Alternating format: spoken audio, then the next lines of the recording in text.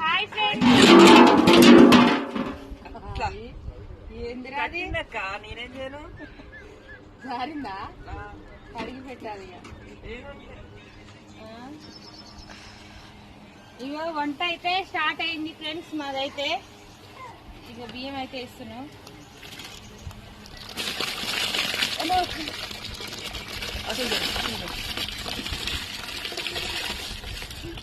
కొడుక మెత్తగా అయితే ఏం చేస్తావురా? కొంచెం ఎసరు తీద్దాం. ఎప్పుడు తీస్తావు? అప్పుడే ఉడికేటప్పుడు తీద్దాం. బాగా చేస్తాను చేసుకున్నావా? రేపు చేసుకున్నాను. పోయేట రేపు చేద్దాం. రేపు